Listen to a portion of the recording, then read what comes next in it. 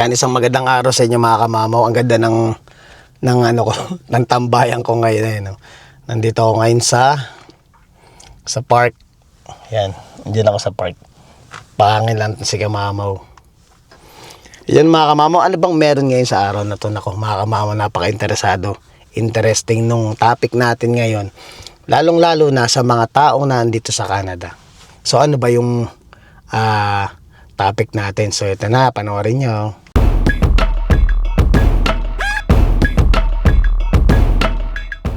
So, ang nagiinit na balita mga kamamaw, pabor na pabor.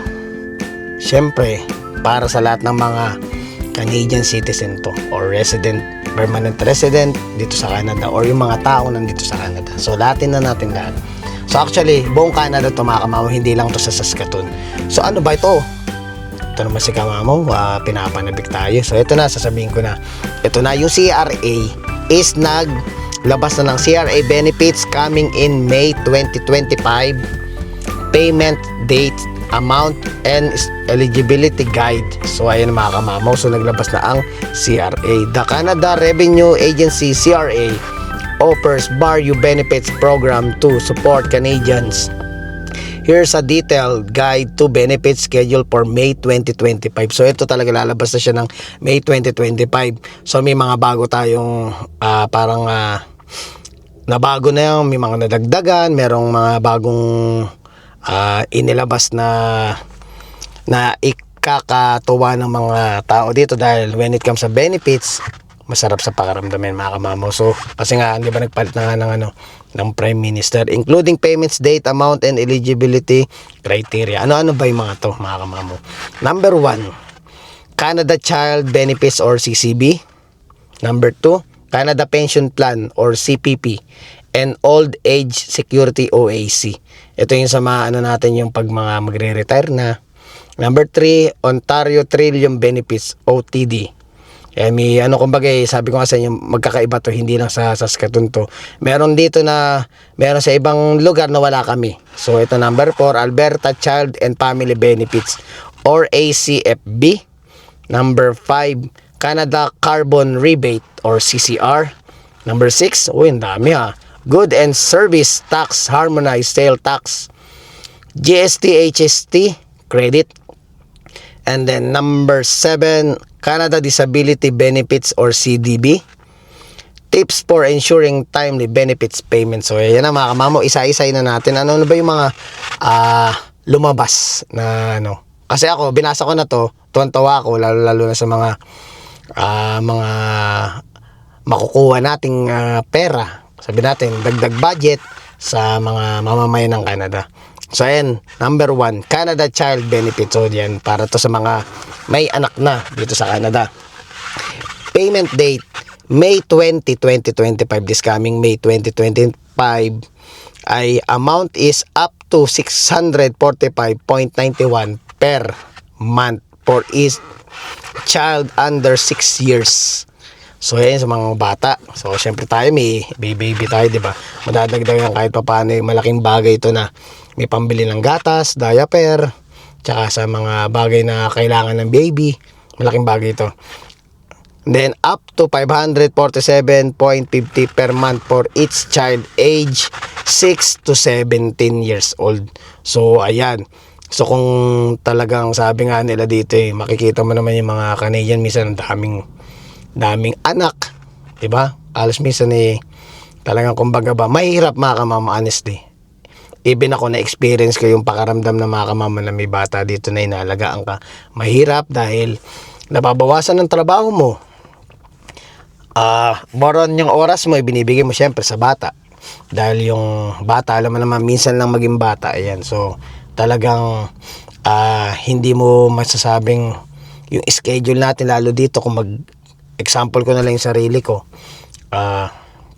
yung mga ako lang tsaka si misis lang yung magulang na makakasama dito ng mga bata, lalo lang sa oras namin, pang umaga si misis, pang gabi ako, so salitan kami. Kaya di mo masasabi kung kakayanin po, minsan nakakapag overtime ka pero minsan talaga hindi na kinakaya ng katawan mo. Kaya malaking bagay to para sa amin na pamilyado ka dito, na madagdagan, kahit sabihin mo $100 yan, ang laking bagay yan, 2 gatas na kapalit yan mga kamamo. Kaya papasalamat kami na tumaas na. Yon, tumaas na siya. And then yung sa mga 17 pababa, yun ang makukuha nila. Kasi balita ko, if I'm not mistaken, pwede nyo po akong i-correct. Pag mga medyo nasa 15, 16 na, medyo mababa na yung nakukuha. Parang ang rinig ko lang dati is parang nasa 200, 300 na lang eh. Pero ito ngayon 547 na, so malaking bagay. Magagamit ng bata para sa school, sa mga gamit, mga activity nila sa school, lalo na pag yung yung medyo mga malalaki na.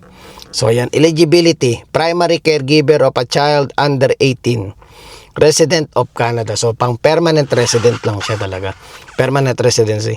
File 2024 income tax return, meet income threshold, benefits are income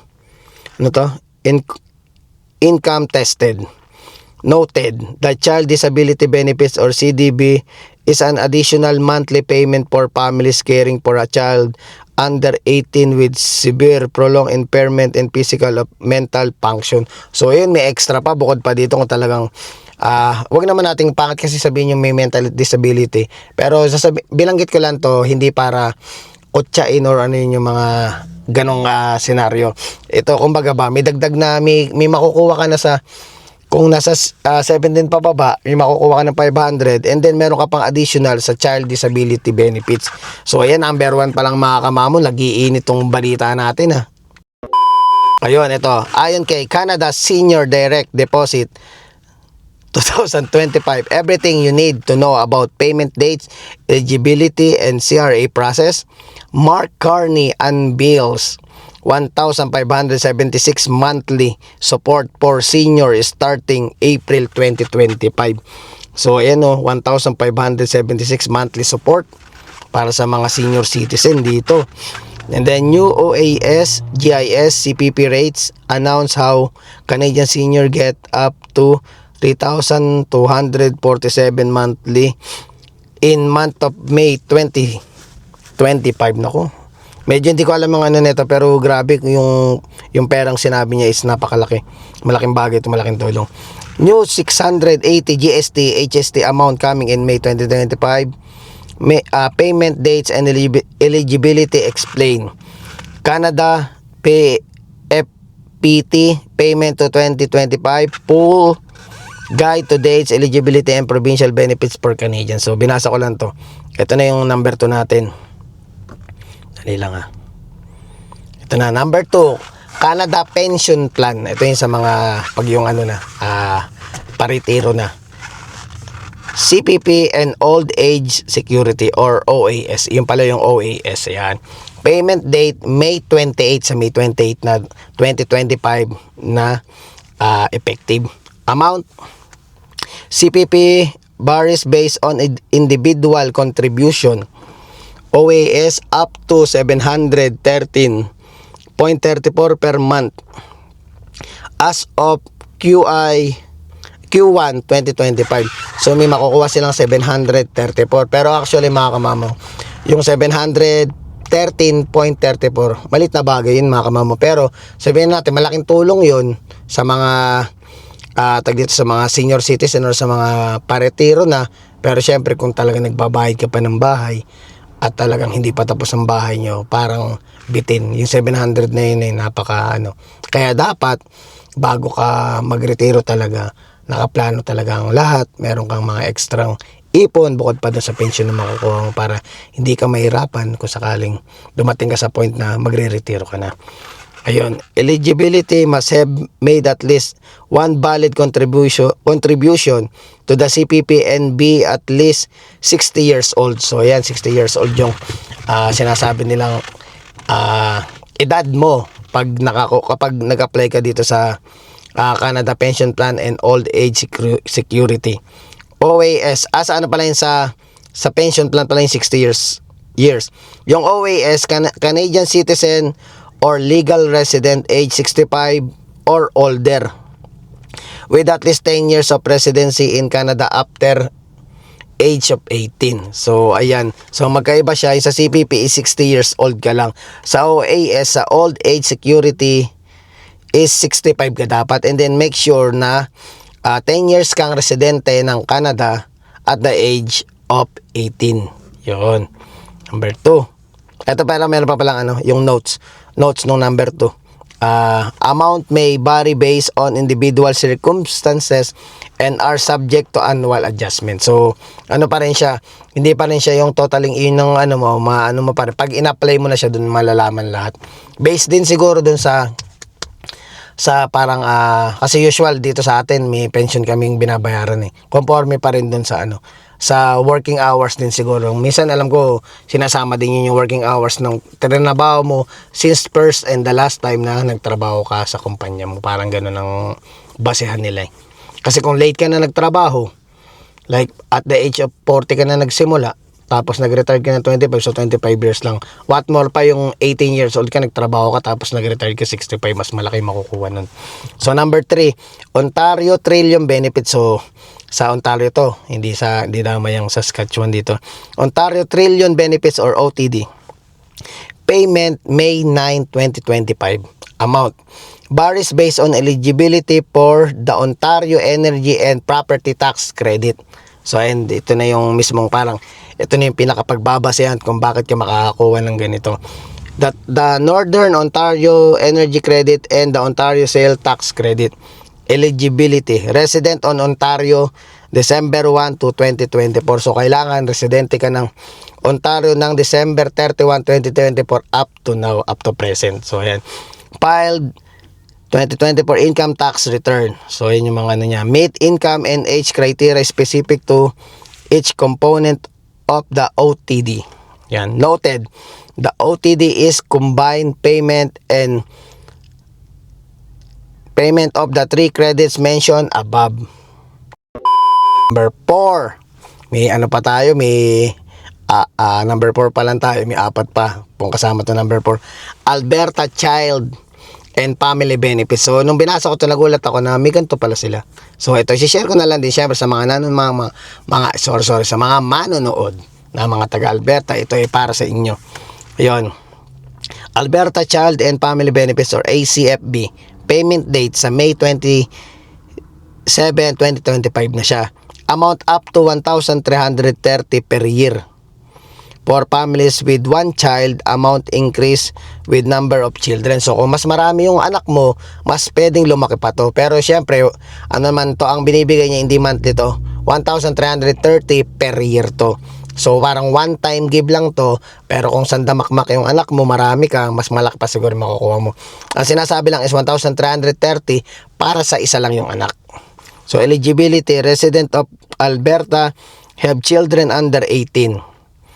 Yan, so field 2024 income tax return, meet income threshold, benefits are income tested.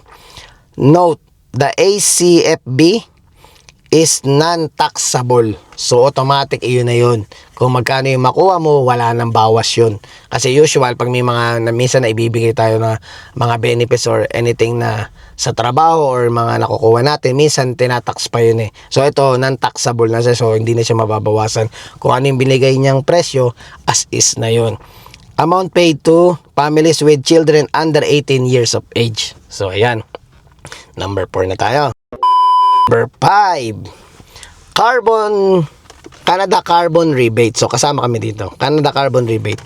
Payment date. Final payment issued starting April 22, 2025 for those who filled their 2024 tax return electronically by April 2, 2025. So ito na yon. Kung baga yung actually nung naglakad tayo ng T4, nabanggit din sa akin nung nagpinalakad ko na yung carbon tax nga daw sa akin na, ako na yung kukuha. Kaso alam na biglang in 2 weeks since nung time na nag-apply tayo, sinabi na tatanggalin na nga daw yung carbon tax. So parang dating wala rin ako makukuha. So usually kasi sa misis na pupunta yon. Pero ngayon, para lang sa malinaw sa lahat, ang carbon tax dati ata is parang mapupunta kung saan sino yung mas malaki yung sinusweldo.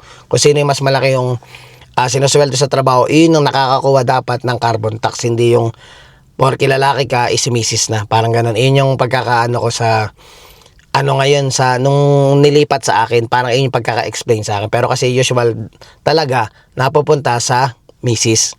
So ngayon tayo mga lalaki ay narinig ko nga yun na dahil mas malaki yung sinusweldo ko, parang ganun ang dating, is ako ang makakakuha ng carbon tax. Pero ngayon nga, tinanggal nga yung carbon tax, kaya wala na rin ako makukuha. So na-share ko lang sa inyo para may idea kayo. So nasa na ba tayo? Amount varies by province and family size. So ayan, nagbabase pa rin siya sa bilang ng pamilya mo, bilang ng member of your family, at saka bilang dun sa sa mga probinsya. Magkakaiba pa rin siya. So, pwedeng magkaiba kami sa Saskatchewan, iba yung sa Alberta, iba yung sa ibang lugar. So, yun. So, PILD 2024 income tax return. Ayan, tas eligibility, resident of province where the federal carbon pricing system applies. So, ayan na yun. Note, those who filled after April 2 will receive their final payment. Ayun, sinasabi ko na sa inyo na yun nga, April 2. Hindi ko na wala na ako nakuha kasi tinanggal na nga eh. Kaya hindi ko rin naramdaman. Humapyaw lang sa tenga ko pero hindi ko naman naramdaman. Pero kasi usually naman, kung sakaling naman sa akin mapunta, para pa rin naman sa panggastos namin sa bahay. At the same time, para kay baby. Nakwento ko lang kasi, syempre, alam mo na, usapang mag-asawa. Pero, lang yan. Paano ka lang, kung pasingit, patawa ko lang yan, mga kamamo. Ayan. Note, those who filled after April 2, nabasa ko na to, final payment on their 2024 return is assessed. So, ayan. So, sa carbon tax, ito yung dating nagkaroon na, tapos ngayon, tinanggal na. Number 6, goods and services tax, harmonized sale tax or GST or HST credit. Actually kasi dito pagkakaintindi ko sa amin, GST tsaka PST. Di ko alam kung para saan to pero syempre babasahin ko sa inyo. Ayan, new payment date sa July 4 pa siya papasok 2025. Amount up to 456 for single individual. Doon sa mga single dyan, 456 for single individual ang makukuha nyo. And then up to 598 for married or common law couples. So mas mataas siya ng 132. Parang ganun, no? 142. Ayan, plus 157 per child under 19. So ngayon kung may 5 kang anak, 157 times 5 mo na yon plus yung sa 598 yun. Yun ang makukuha mo. Malaki-laki rin Pero syempre iba pa rin mga kamama kasi sabihin mong malaking makukuha. Medyo mahal din ang bilihin ngayon. Talagang sobra honestly talagang minsan dumarating ka sa point na yung sinusweldo ko sa loob na isang buwan parang bitin pa. Kaya kumbaga itong mga ganito, ito yung mga inaabangan namin. Inaabangan ng mga citizen dito, inaabangan ng mga permanent residency, inaabangan ng mga mamamayan dito sa Canada yung mga ganitong bagay kasi malaking tulong to para sa amin. So eligibility, Canadian resident from income tax purposes, PIL 2024 income tax return, puro ganun yung parang talagang mapapasama ka dito kung talagang pasok yung mga binabasa kong ito sa inyo. Meet income threshold, benefits are income tested.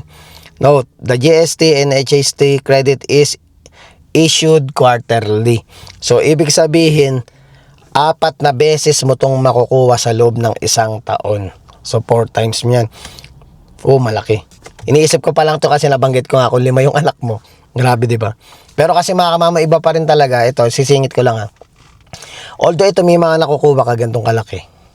Mga kamama, kung talagang ikaw ay nandito ka sa Canada at wala kang kamag-anak, hindi rin biro mga kamama yung oras na naibibigay mo para sa pamilya mo. Which is part ng responsibility natin yun. Pero ang point dito mga kamama, mahirap.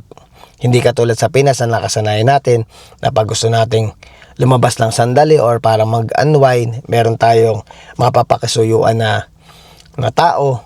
Although meron namang daycare dito. Actually may daycare naman dito sa pero syempre katulad ko, maliit pa si Jacob, hindi pa siya pwedeng i-daycare. So talagang kami ni Miss talaga kami yung kailangan mag-adjust para matugunan namin yung mga pangangailangan ng bata. Pero syempre sa ngayon, maliit pa siya kaya hindi pa siya pwedeng i-daycare. Pero may at certain age naman siya na pag daycare na siya, doon pa lang kami pwedeng kahit pa paano kumbaga ba yung makapag ano lang, parang energize lang. Yun gagamitin nating term kasi alam mo naman tayo dito baka mamaya may mga manonood na parang ba't nag-anak-anak ka pa tapos nagrereklamo ka rin din pala dahil napapagod ka. Hindi po ako nagrereklamo or walang dapat magreklamo pagdating sa responsibilidad. Ang ano lang niyan is parang sasabi lang na kahit pa paano kumbaga by break time. Yun, break time lang ng magulang na makalabas ng 2 oras para makapag-relax ng konti. Then after ng pagbalik, back to reality na uli. So yun lang yung pinapaliwanag natin para at least walang nagkakaroon ng ma-misinterpret po yung sinasabi natin. So ayan. So ano na, tuloy na natin. Number 7, Canada Disability Benefits or CDB. So ito yung sinasabi natin kanina ito yung dali lang balikan natin ito yung nasa ano kanina. Sa number 1 ba to? Dahil lang hanapin natin. Ayun, yung sa number 1 sa Canada Child Benefits. So yun sa disability bukod pa yun sa yun sa bata naman yun Ito naman is yun Canada Disability Benefits CDB first eligibility month sa June 2025 na. Walang date na nakalagay, basta month lang tsaka year. First payment expected July 2025. So kailangan mo kailangan mo siguro ipasok yung yung eligibility mo kung talagang pasok ka dito. Ayun, sa June siya kung maipapasa mo yung kung sakali may requirements mang hinihingi. Yun na yun. Tapos ang makukuha mo ang pera sa July 2025 na. Yan, amount up to 200 per month. Oh, malaking bagay na rin ito mga kamamo. Kasi kung sakaling ganito naman ang pambili ng gamot dyan. Pambili ng maintenance. So yan. So malaking bagay na yan. Eligibility, working age person with disabilities. Kasi hindi mo rin masasabi talaga mga kamamaw ang katawan ng tao, mga kamamaw. Dito, hindi naman sana isi-share ko na lang. Dahil total naman usapang OFW tayo. Ito yung pinakamagandang pag-usapan natin para at least ramdam ng mga manonood gaano kahirap mabuhay sa abroad pag hindi mo talaga kasama yung pamilya nyo. Kaya sabi ko sa inyo, mahalin nyo yung mga magulang nyo, mahalin nyo yung mga kapatid nyo na nagsasakripisyo para lang magkaroon kayo ng magandang kinabukasan. Ay isa ako sa saksi o isa ako sa naka-experience ng ganito. Pero sabi ko nga sa inyo, lagi kong inuulit, never po akong nagreklamo sa buhay ko bakit kailangan kong tulungan yung mga ganito, hindi. Kailangan natin tulungan yan dahil tayo yung nasa point na tayo yung nasa posisyon para tumulong sa kanila. Pero syempre, ingatan nyo rin yung sarili nyo. So dumarating nga sa point, ito, babalik na natin dito yung usapan na hindi mo masasabi, madidisgrasya ka, mapipilayan ka. Normal lang yun kasi talagang may times na may mga aksidenteng mangyayari. So ito yung mga bagay na binabanggit ko sa inyo na talagang nakakatulong sa aming mga manggagawa dito sa Canada. So malaking bagay po sa amin itong mga to. Kaya ako lang din sinishare sa inyo. Baka mamaya yung iba sa sobrang trabaho, hindi nyo na mapanood yung balita. Or mamaya bigla na lang sumingit kayo, biglang umupo lang kayo sa sofa nyo at biglang nakita nyo nga yung vlog ko. Hindi baka mamaya kahit paano nakatulong ako sa inyo. So ayan. Ito, low income. Sa mga low income. Kasi syempre, paano ka naman nga makakapagtrabaho kung paano ka kikita ng pera kung ka medyo ka dito, 'di ba? Hindi ka makapagtrabaho ng maayos. Tapos low income pa. Nandoon ka sa point na syempre yung iba matataas ang sweldo, yung sa kanila yung iba parang basic salary lang, like kung magkano lang yung basic salary na ng probinsyang pinagtatrabahuan mo. So, and further details regarding the application process will be available in the coming months. So ayan, update na lang kayo sa mga darating na mga available na na yung pagpo-proceed o pagpa-process ng mga bagay-bagay dito sa Canada Disability Benefits. Pasensya na ako, medyo yung paliwanag ko parang lumulutang ako. Pasensya na po kasi usual itong vlog ko hindi scripted to, talagang binabasa ko na lang. Minsan na may mental block lang talaga ako. Kung syempre meron kayong mas magandang salita o magandang words na pwedeng banggitin, i-share nyo to sa vlog, i-comment nyo dito makatulong sa akin. So ayun mga kamamaw, meron pa ba ito? Yung tips pa, last na pala. Tips for ensuring timely benefits payment. File taxes promptly. Yun. Kailangan mo laging magano kasi isang malaking bagay ito na nagde-declare ka ng tax mo every year. Dahil dito hindi ka makakatakas kung akala mo hindi ka mag-ano, hahabulin ka kasi sabihin mo 7 years from now, hindi ka nagano, hahabulin pa rin yun, hahanapin pa rin ang record mo ngayon, kaya hindi ka pwedeng maging, sabi ko nga, lagi ka dun sa point na legal ang labanan. Ensure your 2024 income tax return is filed to determine eligibility for various benefits. Keep information updated. Notify the CRA of any changes in personal information such as address and marital status. So gagawin mo, gumawa ka ng online account mo na CRA. Dalawa yun, alam ko. Dalawa, nakalimutan ko yung pangalan ng isa. Pero para CRA yon, yung sa isa, pwede mo makikita yung record ng tax na makukuha mo. Yung sa kabila, yung CRA when it comes sa tag dito. Basta information din yun information ng lahat, like yung sa number ng SINP mo or something na gano'n, or permanent residency mo or citizenship mo. May dalawang account yun na yung isa hindi mo makikita yung isa yung isang hinahanap mo doon, yung isa makikita mo doon. Nakalimutan ko lang isa, pag naalala ko sa mga susunod na vlog ibabanggit ko, pero under pa rin siya, CRA pa rin siya. So ayan, sign up for direct deposit, receive payment faster and more securely by enrolling in direct deposit through CRA My Account. So ito na yon, yung i-download mo. So pwede mo ilagay dito yung bank statement mo, like yung void check mo, para automatic siya.